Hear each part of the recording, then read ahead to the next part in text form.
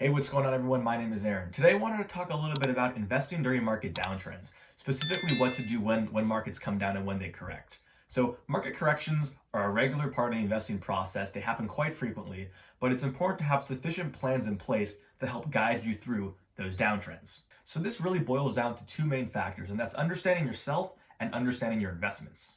All right, so when it comes to understanding yourself, this really comes down to two main things, and that's going to be your risk tolerance and your time horizon, right? So risk tolerance and time horizon kind of go hand in hand, and it's important to understand where your risk and where your time horizon is when you begin investing. Okay, so first starting off with risk tolerance. Your risk tolerance represents your personal exposure to danger with your given investments.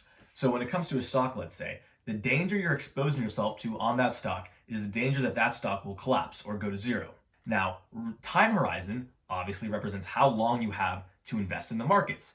So a way to kind of start understanding what your personal risk tolerance would be is to ask yourself a question. Ask, what would you do if your investment dropped 30 to 50% in a given week? How would that make you feel? Probably not that good, but more importantly, what would you do with that?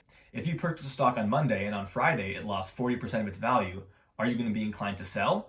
Are you not really going to care? Are you going to add to that position? These are important things to understand because it tells you what your risk tolerance is and how risky of an investment you're willing to stomach. Now, time horizon is equally as important. So, as we know, time horizon represents how much time we have in the markets. Are we a 60-year-old, a 70-year-old who needs their money very soon for retirement? Or are you in your mid-20s or 30s and you have many decades ahead of you to invest? This is a really key thing to take into consideration because it tells you the types of assets that you'd be more willing to purchase. So some assets you may purchase and they'll need many, many years to compound and grow over time for that return to be worthwhile. While some other assets, on the other hand, may not need as much time to mature, but their returns are going to be lower. So a great thing to always do is to write down this information as you're kind of discovering it for yourself. So what I mean by this is when you're sitting down to begin your investing process, you should think to yourself, how much risk am I willing to take on? What would I feel comfortable with in terms of losing money in a given week, in a given month? How would I feel when that happens?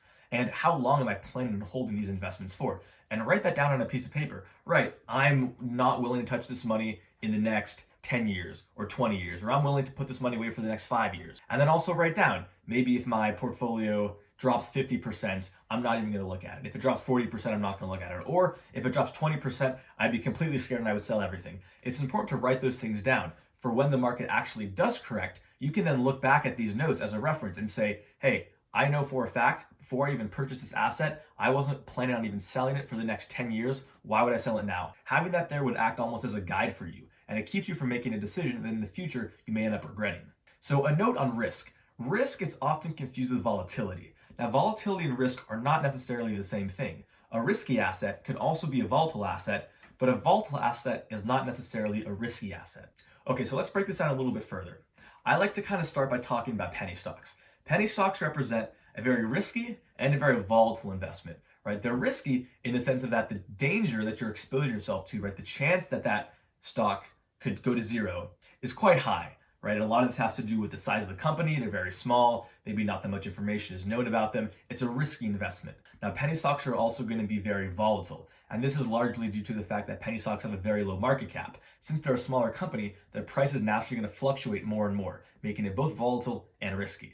Now, on the other end of the spectrum, I like to think of bonds. For example, treasury bonds, right? So bonds issued by the United States government. These bonds are largely considered risk-free, right? The US government has never defaulted on any one of their bonds, and again, they're backed by the full faith and credit of the United States. So these are considered risk-free assets. You can purchase a bond with virtually no danger that that bond price or that bond itself is going to collapse. There's also very little volatility when you hold the bond. If you hold the bond all the way through until maturity, you know exactly how much that bond was worth and how much you're going to get paid out in terms of interest payments, or they're called coupons for bonds. You know exactly how much you're going to get paid out over the life of that bond and at what intervals you're going to get paid out. And all this means is that there's very little volatility in the bond itself.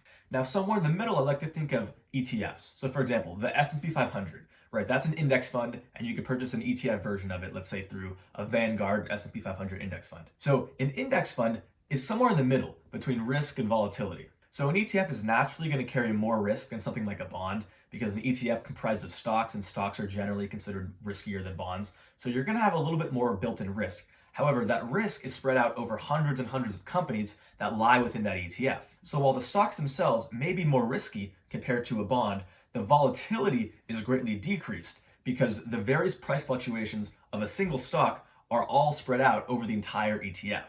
So this is a great example of how you could take maybe a riskier and volatile asset like a stock, and when you combine them in a basket of stocks in an ETF, the risk is not only spread out, but the volatility is spread out as well, kind of giving you the best of both worlds. Okay, so the second key thing to understand when it comes to being able to ride out market downtrends is to understand your investment. So there's a cardinal rule when it comes to investing, and that's don't invest in something you don't understand. Now, this seems like common sense. After all, why would you purchase something that you have no idea what it's all about? But very, very often in the stock market especially, the allure of the possible gains, right, and the potential upside is enough to drive people to purchase investments they really know nothing about, and they're just doing it because of the hype or because they read it somewhere or just some hunch, right? It's kind of like gambling. So in a bull market, stocks are naturally going up. So you may purchase some investments, and as they go up, you're not going to be questioning why they're going up. Because in a bull market, we never question ourselves. We never go, this was a really risky investment. I really shouldn't have done this. No, you're happy because you're making money and everybody else is making money. So there's a common quote I like to think of, and it goes something like this: everyone's a genius in a bull market. And it makes perfect sense because when the markets are going up, everyone thinks they're a genius. Everyone thinks they reinvented the wheel and they're the next Warren Buffett. Now, when markets begin to crash and markets go on the downtrend, that's really when the fear creeps into people's portfolios. That's when all the bad news is coming out and people really begin to question those initial investments that they were just so happy about. And it's in those moments where it's really important to understand your investments. And being able to effectively understand your investments comes down to one key word, and that's conviction. Conviction is really the key to keeping you invested in the markets and keeping your portfolio for the long term. Conviction represents your level of understanding as well as the degree of certainty you have on a particular investment. Now, conviction is not something you just find on the internet or someone tells you. You build conviction. Conviction is built over time. It's built within you. It's built by doing extensive research on a company. You understand the product. You've seen interviews by the CEO, and you understand his long-term, medium, short-term outlook. You like the financials of the company. Maybe you personally have used the product before and you've interacted with their customer service. Maybe you work for the company. Maybe you have a friend who works for the company and you understand the products or services that they're coming out with. You know what they have in the pipeline, and you really truly believe in the company. Believing in the company and understanding the company more so than other people represents a higher degree of conviction. And conviction is so important because when markets do go on the downtrend, which they will, they always do, the only things you're going to see are bad news and people selling. And after days and days of your portfolio being in the red and losing value, it's your conviction that's going to prevent you from selling off all your stocks. And usually, when those stocks are down tremendously, that's usually a fantastic time to add to those positions. But if you don't have a strong conviction, you're going to do the exact opposite, and you're going to sell out. Now, it's key to understanding here that your conviction is not based on the price of the stock.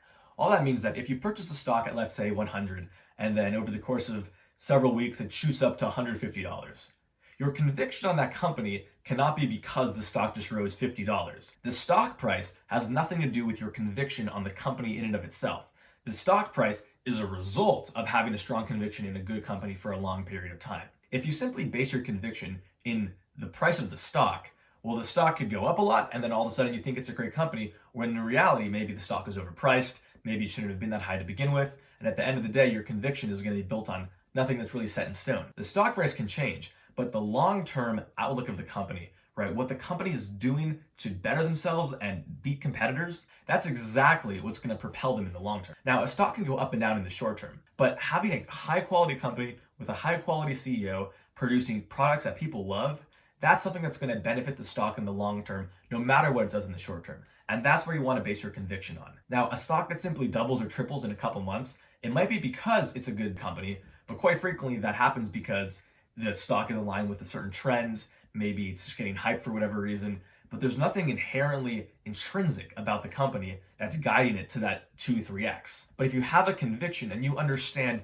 on a deep, deep level that you build, again, over time by doing your research, by looking into the company, those are the kinds of things that'll protect you during those downtrends. And another thing to note about conviction is like a barricade between you and the sell button. When the markets are red and the markets are falling, all you want to do is just open your brokerage account and sell. But your conviction is going to prevent you from doing that. And remember, when the markets fall, those are usually the best opportunities to buy more of that particular stock. But if you don't have that strong conviction, you're going to be more inclined to sell, and the chances of you regretting that later on are going to be much higher. So a great example I like to think of is the March 2020 stock market crash. So back in March 2020, when the virus began to spread to the US and there was peak fear that this was going to end the world, shut the economy down, and the US would never be the same again. That was a time of peak fear when everybody was selling. Now, there were two kinds of people in the situation. There were the kinds of people that bought into the fear, didn't understand their investments, were worried about what was going to happen, and they sold. They got rid of everything. Then there was a second group of people, and that second group of people is where you want to try to be. The people who had the conviction in what they held. So for example, Apple was a tech stock that was hit particularly hard when the COVID crash began. Now remember, Apple is a worldwide company that sells a lot of their product online. They constantly have new products being developed in the pipeline. They have employees all over the world. They're a company that not only was going to be greatly affected by COVID, but they were a company that was in a great position to defeat COVID in terms of continuing their business. Now, if you didn't have that conviction in the company and you didn't understand the products they were coming out with, you would have been more inclined to sell like everybody else did. But remember, right after Apple crashed, it had a tremendous run up where it more than doubled over the next several months. Now, again, it's important to understand the various factors that contribute to your conviction on a company. As you do research, and the more you learn about the company, the products, the people running the company, maybe some unique insights you have, write all those things down. Those are great to have written down on a piece of paper for exactly when the markets fall and you're worried and you're scared and fear is at its peak. You can pull up that sheet of paper and you can see, I bought this company because of this, and this. Just because there's market noise and emotions and people are panic selling, this is still true about this company. This is still true. This is still true. This is still a sound investment and a sound company. And that can prevent you from, again, selling that investment at one of the worst possible times when the markets are trending down. And instead, that could actually motivate you to purchase more of the company because you're going to look and you're going to say, this is a fantastic company and now it's even cheaper. And now I'm going to buy more and I'm going to add to that position. And in the long term, being able to consistently do that will make you a very, very successful investor. So to summarize, market crashes and market corrections are a very normal part of the investing journey, but the important thing to do is have a plan beforehand on what to do during those downtrends. So this first starts by understanding yourself as an investor, specifically your risk tolerance and your time horizon, and where you fall in respect to those two. Secondly, investing boils down to understanding your investments themselves. This lies in the conviction or the level of understanding and the certainty you have with that particular company. In other words, what is your confidence with that particular investment? Over time, as you work to develop your investing style and your unique insights onto the market, it's important to write all of these things down. For when the markets do crash, you can have a physical copy that you can look at and analyze against what's currently happening and cross-check it against why you originally invested in those companies. This will help to give you tremendous confidence during uncertain times and over the long term propel you to be a more successful investor. I want to thank you for staying to the end of the video. Feel free to leave a like and subscribe if you're already here, and I'll see you in the next one. Thanks.